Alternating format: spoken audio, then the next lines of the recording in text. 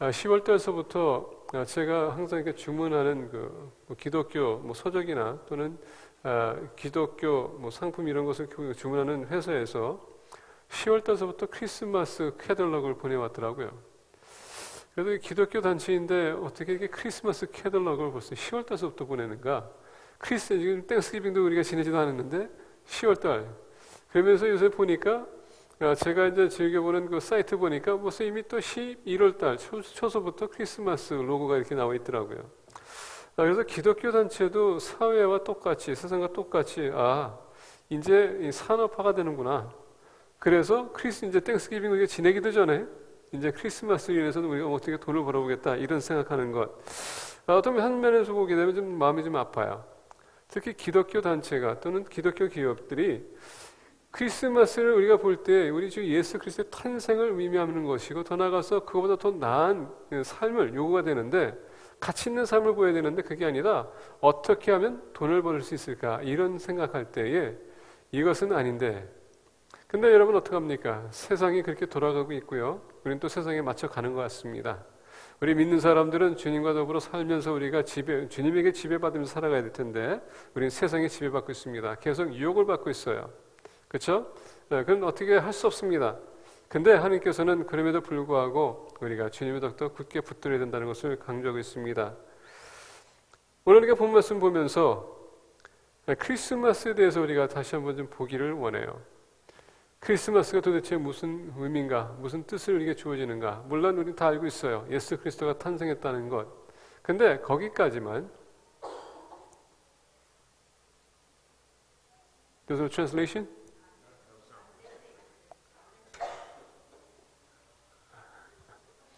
I'm sorry. What can I say?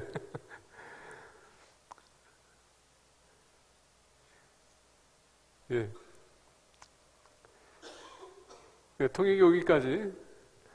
As I was saying, as we look at the society today, we see more and more Christmas is becoming commercialized.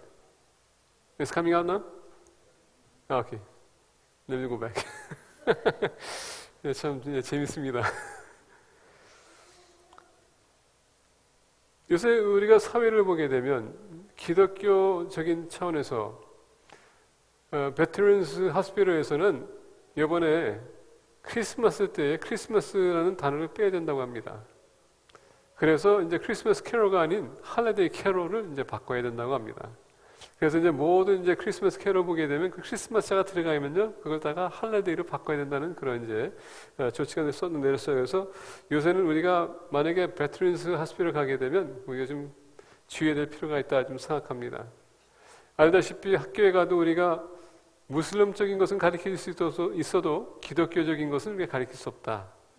예, 무슬림들은 트레빙 같은 거 다 입고 학교 가도 괜찮지만 기독교인들은 여기 기독교의 문구가 있어도 잘못하면 퇴학당하는 그런 우리가 지금 세대에 살고 있어요. 이와 같이 계속적으로 기독교, 특히 이 크리스마스라는 거에 계속 도전받고 있습니다. 여러분 쇼핑 가게 되면, 쇼핑몰에 가게 되면 우리가 요새 보기에 크리스마스라는 단어가 좀 많이 삭제됐고 뭘 많이 씁니까? 할리데이 시즌을 많이 사용되고 있습니다. 요새는 또 뭐 스타벅스에서 이제 크리스마스 저기를 빼놓고서는 그냥 레드캅 딱 보내놨습니다. 그러면서 당신이 마음대로 편한 대로 그것을 해석하라. 이런 차원에서 이제 스타벅스에서도 그 크리스천 문구를 이제 뺐다라고 합니다. 이것을 볼 때 계속적으로 우리 기독교인이 우리 도전받고 있습니다.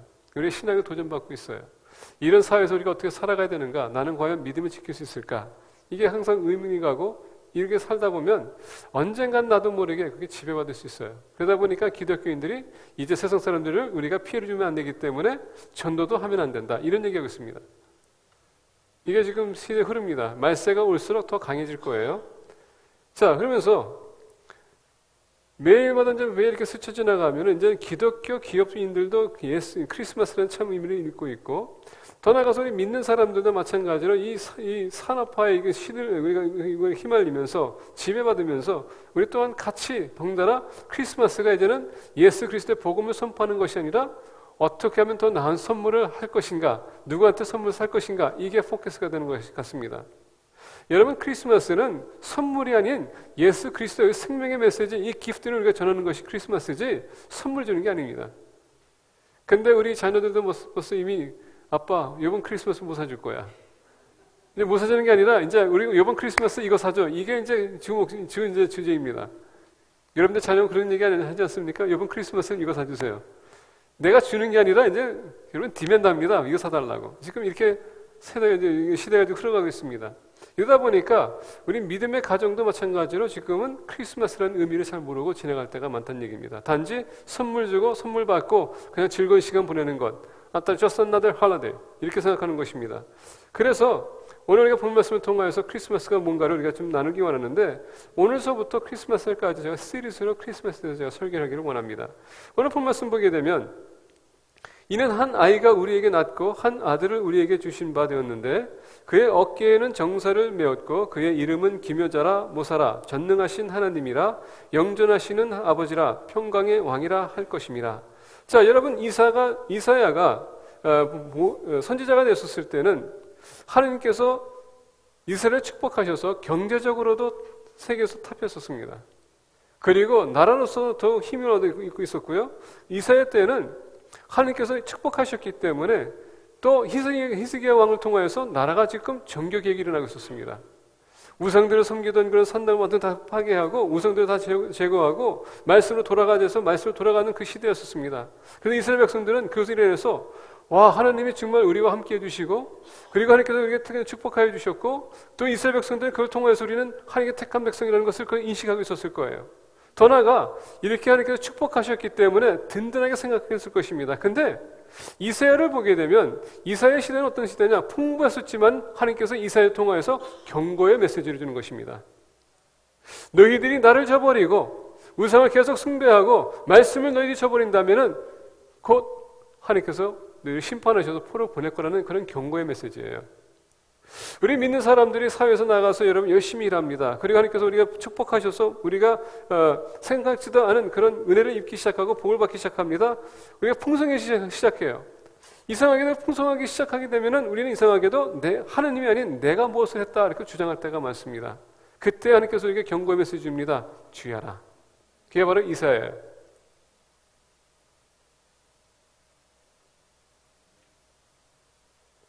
지금 내가 풍성하게 살고 있다고 해서 그걸 축복이라고 생각하면은 착각이 될 수 있다는 얘기예요. 제가 금요일날 얘기했습니다. 죄송합니다. 토요일날 새벽 예배 때 얘기했습니다. 여러분, 하나님의 은혜는 경고의 사인도 은혜라고 했습니다. 고통도 은혜라고 얘기했어요. 아픔도 은혜라고 얘기했습니다. 왜? 그걸 통해서 다시 하나님을 바라볼 수 있고 의지할 수 있기 때문에.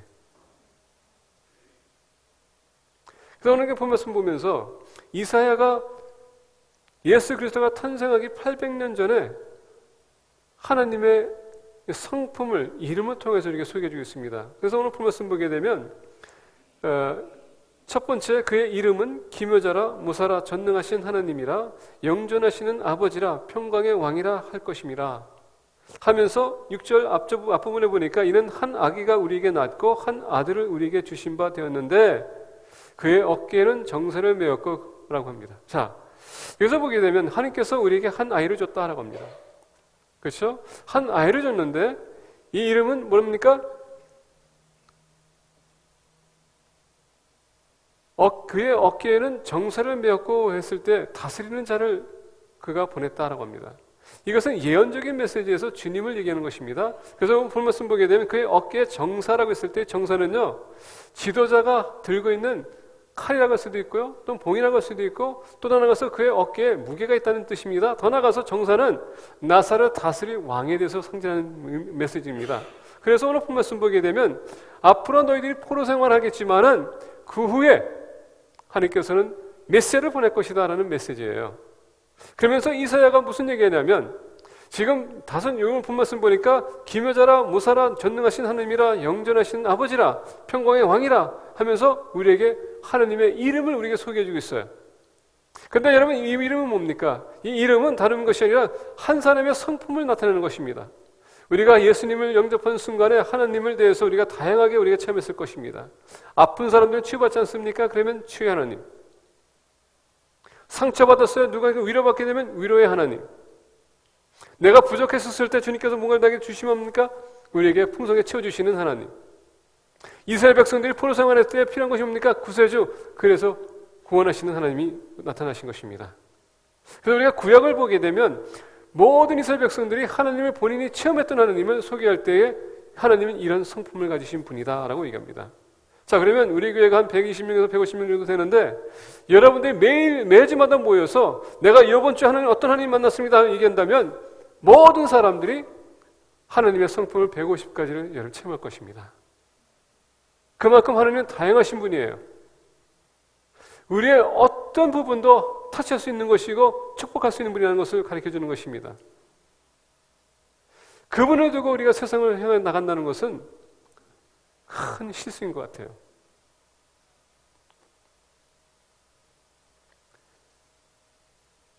오늘 본 말씀 보게 되면 이는 한 아기가 우리에게 낳고 예수 그리스도가 오신 이유를 얘기해 줍니다. 한 아들을 우리에게 주신 바 되었는데 하나님께서 예수 그리스도를 우리에게 주셨다고 합니다.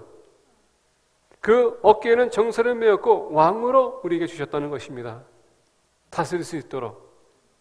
그러면서 오늘 본 말씀 이사야를 통해서 5가지 성품을 얘기해 주는데 여기서 이 성품과 여러분 이름을 통하여서 크리스마스가 무슨 의미인지 우리가 같이 보기를 원합니다. 첫 번째 보니까 그의 이름은 기묘자라고 합니다.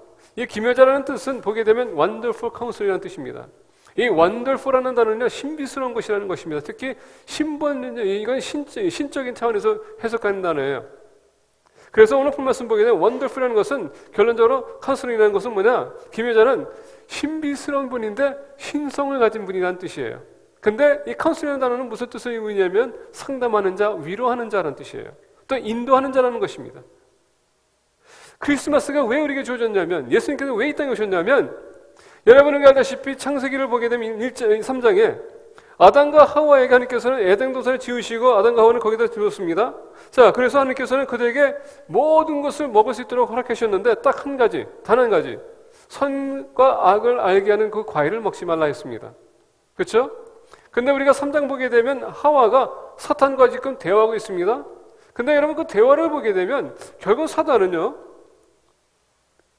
하와에게 상담하는 것이 아니었었고 지금 대화가 아니라 그를 지금 코치하고 있었던 것입니다. 하나님의 말씀에 대한 코치였었어요. 그래서 우리가 창세기 3장 4절과 5절 보이는 이렇게 얘기해요. 빛이 하나님이 보시기에 갑자기 단어가 좀 바뀌었네요. 죄송합니다.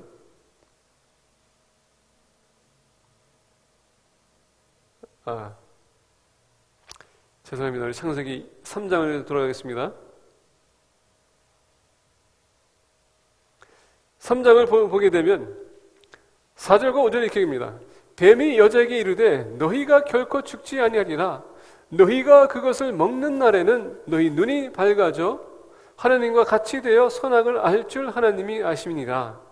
자, 보니까 그 말씀 보게 되면 Your eyes will be open. You will be like God, knowing good and evil. 자, 여기서 보게 되면 하와와 지금 사단이 지금 얘기하고 있지만은 여기서 보게 되면 지금 이 선악과에 대해서 지금 얘기하고 있었는데 사단이 뭐 얘기했습니까? 하나님께서는 너가 정녕 죽으리라 했는데 지금 하와는 거기에 대해서 지금 그렇지 않을까 이렇게 얘기합니다. 그랬더니 뱀이 얘기합니다. You are not sure이다. 뱀이 여자에게 이르되 너희가 결코 죽지 아니하리라. 너희가 그것을 먹는 날에는 너희 눈이 밝아져 하나님과 같이 되어 선악을 알 줄 하나님이 아심이니라.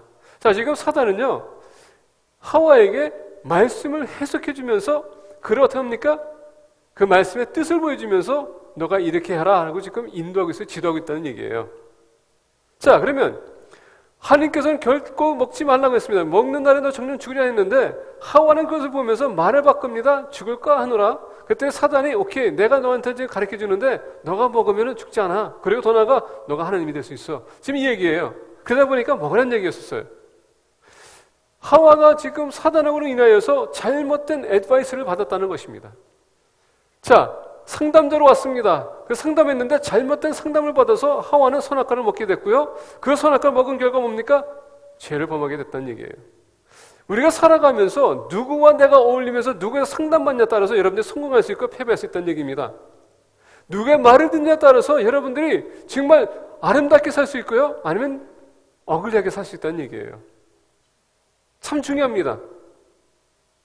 하와는 하나님을 맨날 만났습니다. 매일마다 하나님께서 부르십니다. 선악과를 먹고 난 후에 하나님께서 어떻게 했습니까? 아담아 아담아 너가 어디 있느냐? 하나님은요 아담과 하와를 계속 매일마다 만났어요. 그리고 그들과 함께 교제하기 원했었고요, 그들 상담하기 원했었고, 위로하기 원했었고, 인도하기 원했습니다. 근데 사단이 그 그림에 들어와서 흐릿하게 했고, 그리고 잘못된 상담으로 인해서 아담과 하와는 영원히 죽게 됩니다. 왜 기회자로 오셨을까요? 이제는 우리가 여러분 에덴에서 쫓겨났습니다. 쫓겨난 후로는 다시 에덴으로 돌아갈 수가 없습니다. 그러다 보니까 이제 우리를 인도해주기 위해서, 상담해주기 위해서 주님께서 오신 겁니다. 죄악된 세상에서 바른 길로 갈 수 있도록 주님께서 우리 인도하기 위해서 오셨다는 얘기예요. 그게 바로 크리스마스입니다. 지금도 우리 죄를 짓고 있습니다. 지금도 우리가 하나님이 원하는 길이 아니라 우리가 원하는 길을 갈 수 있어요. 주님께서 얘기합니다. 내가 너와 함께 있다. 근데 주님은 이제 여러분 부활하시고 승천하셨습니다. 그러다 보니까 보혜사 성령님을 보내신 거예요. 그분이 너를 인도할 것이다. 너를 가리킬 것이다. 그게 바로 크리스마스예요. 크리스마스는 전에도 말씀드린 것처럼 12월 25일 그때가 여러분 크리스마스가 아니라 매일 우리의 삶이 크리스마스가 되어야 돼요. 그분의 인도하심을 받아야 되는 것입니다.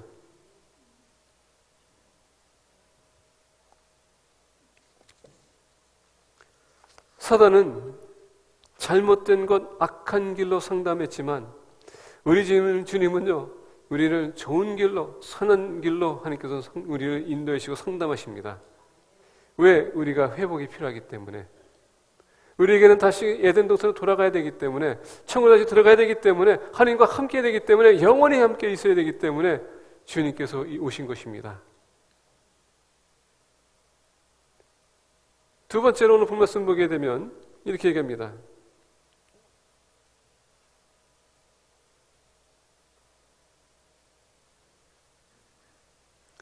두 번째 이름을 소개합니다. 모사라라고 합니다. 모사. 이것을 우리가 보게 되면 마이티가이라는 단어를 씁니다. 여기서 마이티가시라 했을 때 에얼 단어 쓰는데 기볼엘이라는 단어 씁니다. 기볼은요, 능력 있는 자, 강한 자라는 뜻입니다. 에얼은 또 하나님이지만은 그 자체가 힘 있는 자라는 것입니다. 그래서 우리가 합치게 되면은 마이티가, 전능하신 하나님이 되는 것입니다. 전능하신 하나님. 왜 그분이 우리에게 전능하신 하나님으로 나타나셨을까요? 우리가 마태복음 보게 되면 여러분 마리아와 요셉이 아기를 갖는데 이름을 뭐라고 청이라고요? 예수라고 하였습니다. 왜? 인류를 구원하기 위해서. 그가 그의 백성을 죄에서 구원할 것이다. 근데 조금 더 내려가게 되면 그 이름이 어떻게 됩니까? 임마누엘이라 하라. 그는 하나님이 그들과 함께 하신다. God with us. 자, 벌써 우리는 예수님이 하나님이라는 것을 알고 있어요. 근데 왜 마이티가 모사라고 했을까요? 여러분, 우리가 만약에 죄를 범했다면 이제는 우리가 에덴 동산 돌아갈 수가 없습니다. 이미 영원히 죽은 자예요. 그렇죠? 우리를 살릴 수 있는 분이 누굽니까? 바로 하나님이세요. 근데 여기서 마이티가시라는 것은 뭐냐? 오로지 주님이 우리 그 일을 할 수 있다는 얘기입니다. 그분이 이 땅에 오셔서 십자가를 지시고 돌아가시고 부활하시고 승천하시고, 그래서 이런 믿는 사람들에게 영생을 줄 수 있기 때문에, 그분만 우리 살릴 수 있는 그 능력이 있기 때문에 그분이 마이티가 되는 것입니다. 어느 누구도 할 수 없는 것 오로지 주님만이 할 수 있다. 그래서 아기가 묘사가 되는 것입니다. 우리 주님은 우리를 살릴 수 있습니다. 예수님께서 그러지 않습니까? 나로 말미지 않고서는 아버지께로 갈 자가 없더라. 나는 길이요 진리요 생명이라고 했습니다. 이미 주님께서는 이미 계획하셨고, 하나님이 우리에게 오셔서 우리 살리시기 위해서 이미 죽었던 우리, 영원히 저주받은 우리 살려주기 위해서 이 땅에 오셨다는 것입니다. 누가 죄를 사해줄 수 있을까요? 하나님 외에는 할 수 없습니다. 그래서 전능하신 하나님은 모든 것이 가능하신 하나님, 여러분, 우리를 죄에서 살리는 뿐만 아니라 영원히 저주에서 살리는 분이, 그러면 여러분들의 문제를 해결해 줄 수 없겠습니까? 여러분들의 모든 문제를 다 알 수 있어요. 그분이 모든 것을 해결할 수 있다는 얘기입니다. 그래서 전능하신 하나님이 되는 것입니다. Mighty God, strong, strong one. 이사야는 알았습니다. 종교개혁도 하나님께서 허락하셔야지만 이루어지는 것이지 될 수 없는 것이고, 성령의 부흥, 여러분 성령의 역사도 하나님께서 허락하시면 이루어지는 것이지 허락하시면 이루어지지 않습니다. 여러분들과 저도 마찬가지로 영생을 얻는 데 있어서 영생은 하나님께서 허락하시면 되는 것이지 우리는 될 수 없습니다. 그러다 보니까 여러분들이 이렇게 나오신 것은 하나님의 은혜예요. 여러분들 스스로가 나왔다고 생각하지 마십시오. 그건 교만입니다. 우리 주님께서는 여러분들과 저를 살리시기 위해서 이렇게까지 자기 자신을 희생시키시고 돌아가시고 부활하시고 믿는 사람에게 영생을 주십니다. 여러분, 왜 하나님께서는 왜 전능하신 하나님이 됐을까요? 사단은 너무 강합니다. 아담과 하와에게 유혹해서 넘어간 것처럼 오늘도 매일마다 그는 우리를 공격하고 있습니다. 우리가 매일마다 영적 전투를 치르고 있어요. 근데 우리는 사단을 이길 수가 없습니다. 지난번에도 여러분 사단에 대해서 이겼습니다. 완벽한 자입니다. 지혜가 풍성합니다. 그러다 보니까 우리 약점을 다 알아요. 여러분, 사단을 무시하지 마십시오. 얼마나 카닝한 자인지 모릅니다. 근데 이상하게도 우리가 성경에서 나와서 하나님께서 이미 사탄을 이겼다고 했었을 때에 이상하게 교만해지는 것 같아. 그 사탄 뭐가 그렇게 대단하다고. 근데 여러분, 사단은 그걸 원해요. 우리가 그렇게 착각하는 걸 원합니다. 우리의 마음을 열게 되면 공격할 수 있기 때문에 그걸 원하세요. 근데 그것을 막아줄 수 있는 분이 바로 우리 주 예수 그리스도입니다. 전능하신 하나님, 우리를 구원하기 위해서 오신 하나님, 유일하게 우리를 구원할 수 있는 분, 그 모사 크리스마스는 바로 그분이 우리를 구원하기 위해서 오셨다는 것을 잊지 마십시오. 세 번째로는 본 말씀 보겠습니다. 전능하신 하나님이라 라고 합니다. Everlasting Father, Everlasting God. 여기서 Everlasting이라고 보셨을 때 여러분, 이 Everlasting 했을 때 그러면서 좀 보게 되면 연전하시는 아버지라. 자, 전능하신 갑자기 제가 좀 뭐가 좀 저기네. 원더풀하고 모사하고 같이 가는데 모사라. 이것은 제가 좀 바뀌었네요. 죄송합니다. 자, 기묘자라 모사라. 그래서 전능하신 하나님이라. 자, 하나님이라고 했을 때 전능하신 하나님은 제가 여기서 좀 착각했네요. 죄송합니다. 기묘자하고 모사를 같이 갑니다. 그리고 전능하신 하나님 이제 끝났습니다. 세 번째, 영전하신 하나님 아버지라. 자, 영전하신 아버지 우리가 보겠습니다. Eternal Father, Everlasting Father. 여러분, 우리가 아버지라고 얘기했었을 때 아버지를 어떻게 보십니까? 여러분들 아버지에 대한 이미지가 어떻습니까? 어떤 모매님이 그런 얘기 하시더라고요. 제가 미국 남편하고 결혼했더니 아버지께서 날 쫓아냈다고. 무서워가지고 미국으로 오셨다는 그런 얘기를 제가 들었습니다. 아버지라는 존재는 위험성이 있는 것입니다. 권위자라고 보일 수도 있어요. 그렇죠? 참 무서우신 분이에요. 저희 아버님은 말씀드린 것처럼 원래 학자 스타일이기 때문에 공부 안 하면요 엄청나게 야단을 치신 분이에요. 우리 아버님을 통해서 저는 별로 이렇게 아버지 앞에 있을 때 기쁜 적은 없어요. 항상 저는 무섭게 보였기 때문에. 자, 그렇다면은 성경에서는 아버지를 어떻게 묘사하고 있냐면요. 특히 시편 89편을 보게 되면 이렇게 얘기해요. 그가 내게 부르기를 주는 나의 아버지시요 나의 하나님이시요 나의 구원의 바위시라 하리로다. 구약에서는 아버지를 묘사할 때마다 구원자로 우리에게 소개해주고 있습니다. 이사야 36장 16절에 보게 되면 또 이렇게 얘기해요. 주는 우리의 아버지시라 옛날부터 주의 이름을 우리의 구속자라 하셨거늘. 그래서 구약에는 아버지라는 이름을 소개할 때마다 우리에게 구원자로 소개해 주세요. 주님은 우리 구원하기 위해서 존재하신 분이라는 얘기입니다. 근데 이 아버지의 특징을 보게 되면 이렇습니다. 첫 번째, 아버지와 자녀의 그 관점을 봤을 때 관계성을 얘기합니다. 아버지는 가장입니다. 그렇죠?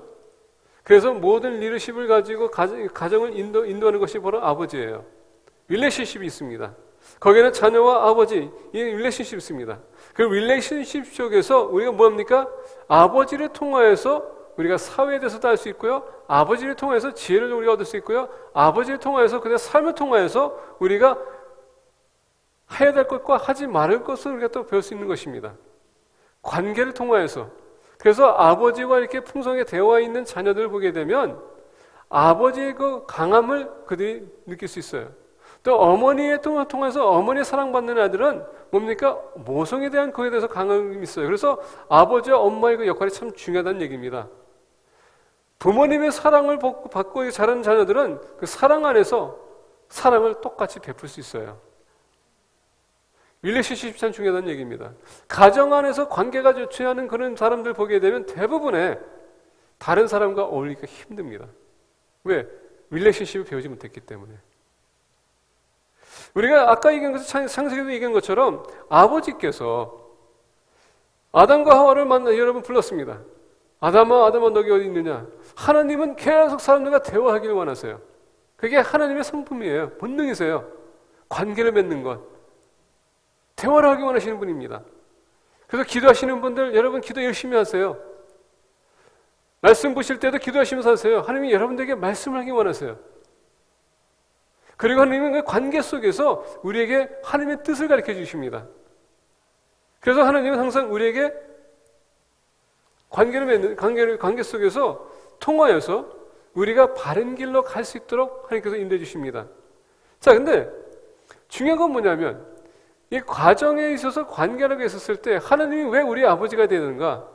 여러분, 우리가 예수 그리스도를 영접하는 순간에 어떻게 됩니까? 우리가 하나님의 신민을 되지만 아버지께서 우리를 입양하는 것입니다. 그 관계가 필요하다는 얘기예요. 우리가 거듭나지 않으면 하나님이 우리 아버지가 될 수가 없습니다. 그러면 여러분들과 아버지의 관계는 아무 상관이 없어. 하나님과 우리의 관계에선 우리가 거듭나지 못하면 아무런 상관이 없습니다. 근데 우리가 예수 그리스도를 영접하는 순간에 우리가 하나님의 자녀가 되는 것입니다. 그래서 우리가 하나님을 아버지라고 아버지라고 부를 수 있는 것이에요. 거기에는 관계가 있고 관계 속에서 상속자로서 우리는 살 수 있다는 얘기입니다. 그래서 예수 그리스도를 우리의 마음으로 모셔야 되는 것입니다. 영접하셔야 돼요. 나의 구주로. 두 번째 아버지의 관계는 뭐냐면 우리가 마태복음 6장 25절부터 32절 보게 되면 너희들이 무엇을 먹을까 마실까 입을까에 대해서 걱정하지 말라고 했습니다. 그렇죠? 이것은 무슨 얘기냐면 아버지로서 자녀에게 필요한 모든 것을 공급할 의미가 있다는 것입니다. 의무가 있어요. 여러분들이 필요한 모든 것을 공급할 의무가 있습니다. 가장 첫 번째 필요한 게 뭡니까? 영생. 그래서 주님께서 오신 거예요. 영적으로 여러분 공급이 필요합니까? 말씀을 주신 겁니다. 성령님 우리에게 허락하신 거예요. 우리의 필요한 모든 것을 허락하시는 분이라는 얘기입니다. 구약서부터 신약을 보게 되면 이스라엘 백성들이 먹는 것서부터 건강서부터 모든 면에서 하나님께서 다 채워주셨다는 것을 볼 수가 있습니다. 그게 아버지의 역할입니다. 언약의 하나님은 아버지는 우리에게 언약 맺었을 때 그것을 반드시 이루어야 될 의무가 있으세요.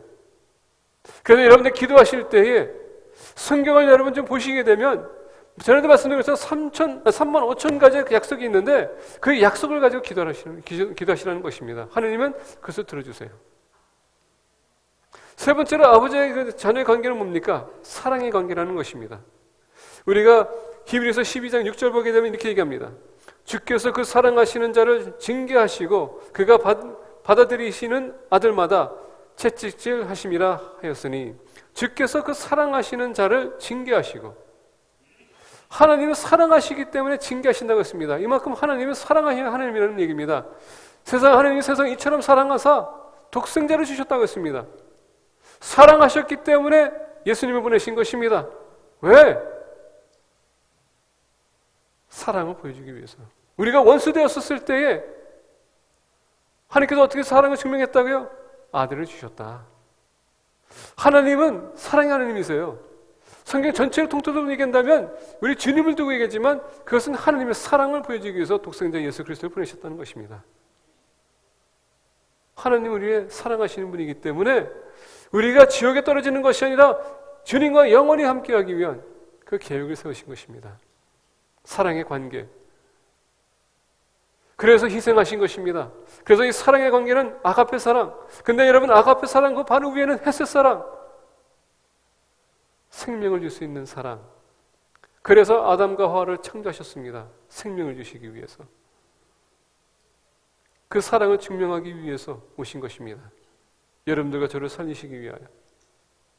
그리고 또 마지막으로 보게 되면 아버지와 우리에게 관계에 있어서 아버지 그러면 여러분 대부분 우리가 father's home, 우리가 가정을 얘기할 때 우리가 생각할 때가 많습니다. 하나님께서 아담과 하와를 사랑했었을 때에 하나님께서 뭘 주셨다고요? 에덴 동산. 여러분들 마찬가지로 우리 형제님도 이제 딸을 보셨는데 축하드립니다. 딸을 갖기 전에 벌써 이미 무슨 옷을 입을 건지 다 준비했죠? 그렇죠? 침대도 다 저기 준비했고 방도 벌써 다 꾸몄을 거예요. 그게 부모님의 마음이에요. 애가 나오기도 전에 다 꾸미는 것. 그게 바로 하나님의 사랑이라는 얘기입니다. 근데 아버지는 가정을 장만하는, 여러분 그 집을 장만하는 것은 뭡니까? 나를 위해서가 아니라 우리 가족을 위해서. 왜? 가정은 우리를 보호하는 그런 상징적인 의미도 있습니다. 가정에 들어오게 되면 거기는 평화가 있다는 의미도 있습니다. 그게 가정이에요. 아버지의 관계입니다. 아버지는 자녀를 보호해야 될 그런 의무가 있어요. shelter. 그래서 오늘 본 말씀 보게 되면 영존하시는 아버지라. 하나님은 우리가 필요한 것뿐만 아니라 보호해주기 위해서, 관계를 맺으면서 우리에게 인도해주기 위해서 아버지의 모습으로 이렇게 오셨다는 얘기입니다. 근데 여러분, 저와 여러분들은 시간이 정해져 있어요. 근데 오늘 본 말씀 보게 되니까 영존하시는 아버지, 시작과 끝이 없다는 것입니다. 모민님들 이렇게 얘기해 보면 내가 이제 늙어가지고 빨리 죽어야지 이런 얘기 하실 때가 많아요. 근데 여러분 밤에 보니까 우리 모민님들 뭐 하실 거다 하고 먹을 거 다 드시는데 뭐 이렇게 빨리 죽으시려고 그래.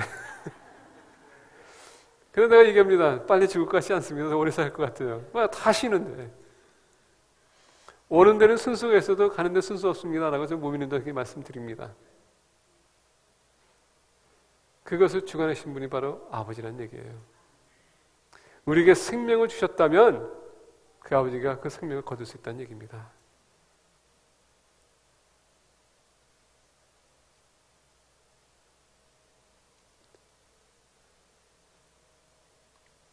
하나님은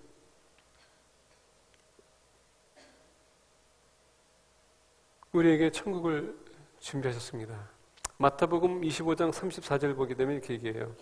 그때 임금이 그 오른편에 있는 자들에게 이르시되 내 아버지께 복받을 자들이여 나와 창세로부터 너희를 위하여 예비된 나라를 상속받으라. 우리에게 천국을 우리에게 집으로 주시겠다는 것입니다.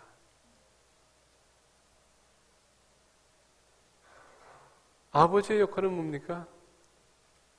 우리에게 유산을 주기 위해서 존재하는 것입니다. 바로 하나님이세요.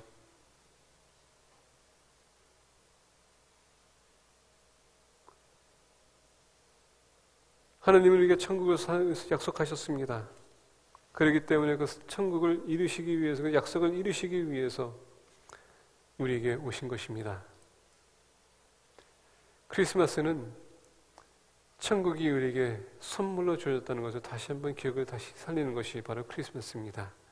네 번째로 오늘 본 말씀 보니까 평강의 왕이라 할 것임이라. 평강의 왕이라 라고 했습니다. 어제 설교를 준비하다가 갑자기 바깥에서 빵빵빵 하고서 또 저쪽에서 빵빵빵 이게 3번이 이렇게 6번이 이게 울리더라고요. 근데 여러분 이게 폭음탄이었었으면 그냥 빵빵빵 하고서 또 빵빵빵 하니 그 소리가 안 날 것 같아요. 그래서 갑자기 이제 선생님한테 무슨 사고가 일어났나? 이런 생각이 들었습니다. 왜? 폭음탄 소리가 아니라 총소리였거든요. 예. 뭐 이런 얘기하면 좀 죄송한 얘기지만 우리 사는 동네가 주변이 좀 안 좋은 것 같아. 얘기 들어보니까 또 그 주변은 또 마약거리도 하는 그런 동네라는 얘기 들었기 때문에 그래서 그런 생각이 드는데 갑자기 제가 이제 불을 켜놓고 이제 설교 준비하는데 아마 새벽 한 12시 반인가 1시 됐어요. 근데 이제 그 소리 들리니까 설교 준비하다가 불 꺼야 되나? 갑자기 이제 들음이 오는 겁니다. 불 켜 있는데 갑자기 누가 뻥 쳐 들어오면 어떻게 돼요? 그러니까 불 꺼야 되나? 자는 척 해야 되나? 하다가 목회자도 그런 들음이 있긴 있더라고요. 그래서 이건 뭐 사탄이 또 장난하는 거라 해서 그렇지 않고도 이제 말씀 이제 마무리하고 있었는데 여러분, 평강이라는 것은 무슨 뜻이냐면 이 평화는 모든 전쟁에서 끝났다는 뜻이에요. 근데 이 단어는 무슨 단어를 쓰냐면 샬롬이라는 단어를 씁니다. 이 샬롬은 우리가 언제 사용합니까? 매일 아침마다 우리가 만나게 되면 안녕하셨어요. 이게 샬롬입니다. 그래서 샬롬은 아침 인사예요. 근데 그 의미는 뭐냐면 샬롬이라는 것은 그동안 밤에 꿈속에서 뭐 여러 가지 이제 일이 있었을 거예요. 그 전쟁을 잘 치렀군요. 그래서 오늘 하루도 진행하는군요. 그래서 안녕하십니까? 이 얘기예요. 안녕하시냐? 여러 번 말씀 보게 되면 평강의 왕이라고 합니다. 그냥 평강의 자가 아니라 왕이라고 했습니다. 그 왕 중의 왕, 이분이야말로 우리에게 진정한 평화를 줄 수 있다는 것입니다. 예수님께서 얘기하지 않습니까? 내가 너에게 평화를 준다라고 했습니다. 그 평화는 세상이 주는 평화가 아니라는 얘기예요. 그것은 뭐냐? 마음적인 전쟁, 영적인 전쟁에서 우리를 쉬게 할 거라는 것입니다. 그게 평강의 왕이에요. 우리가 예수님 몰랐었을 때는 우리는 계속 사탄에게 지배받았습니다. 여러분, 우리가 지배받았다고 하지만 육신적으로 못 느낄 수 있을 거예요. 근데 우리 영적으로는 학대를 받고 있었다는 얘기입니다. 그렇기 때문에 하나님 생각할 수도 없어. 왜? 너무 학대받다 보면, 여러분 너무 어비스를 받다 보면 거기에 우리가 여러분 어떻게 됩니까? 거기에 우리가 시달려요. 마약 중독 가는 사람들이 계속 여러분 거기 빠지는 거 이거 뭡니까? 거기에 시달리기 때문에. 이런 케이스란 얘기예요. 그래서 주님께서 오신 것은 뭡니까? 평강의 왕, 이런 모든 전쟁에서 끝내고 우리가 주님을 안에서 살 때에 진정한 평화를 우리가 누릴 수 있기 때문에. 죄는요, 어떤 차원에서 우리를 지배합니다. 죄가 임하면 어떻게 됩니까? 사망이에요. 그래서 주님은 우리에게 그 사망의 길에서 우리를 건져주셨다는 얘기입니다. 그래서 오신 거예요. 평강의 하나님, 평강의 왕으로 오셨다고 했습니다. 우리가 레위기 26장 6절 보게 되면 이런 말씀이 있습니다.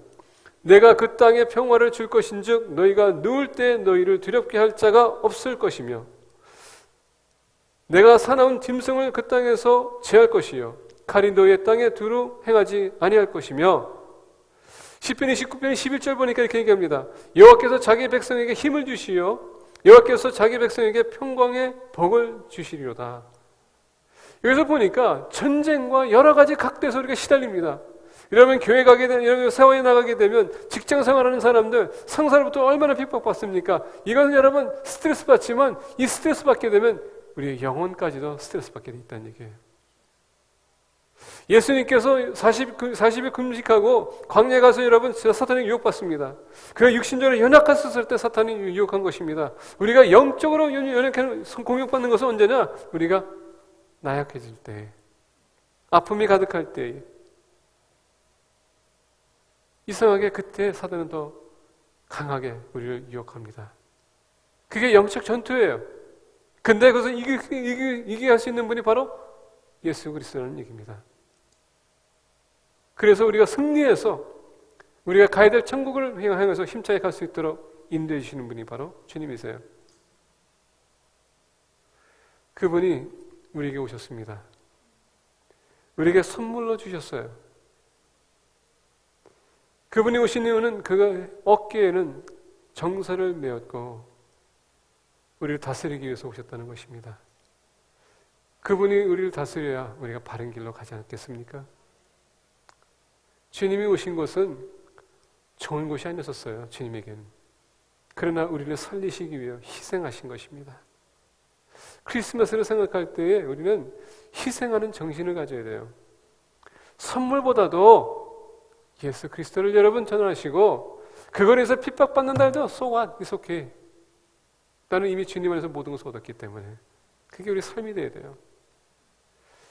우리 자녀들 부모님들한테 선물 달라고 그러지 마시고 예수 그리스도를 달라고 그러세요.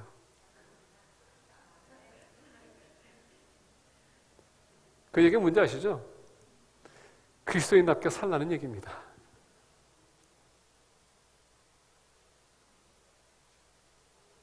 우리 자녀들에게 요구하는 건 너무 많은데 우리는 하는 게 없어.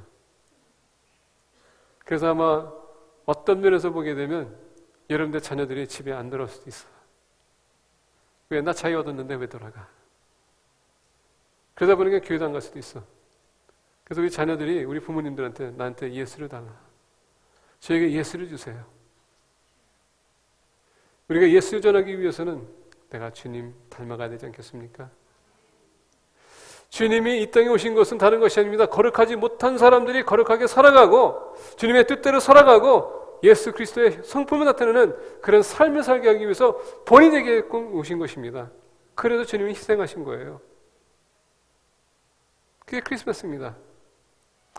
소망이 없는 사람들에게 소망을 심어주기 위해서, 하나님과 관계가 깨진 사람들을 다시 회복시키기 위해서, 영원에 죽었던 자들을 다시 살리시기 위해서 주님께서 오신 것입니다.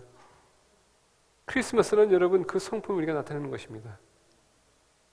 그래서 이번 크리스마스는 선물 주는 거 괜찮아요. It's okay. 근데 플러스 우리 주님을 전하시길 바랍니다. 기도하겠습니다.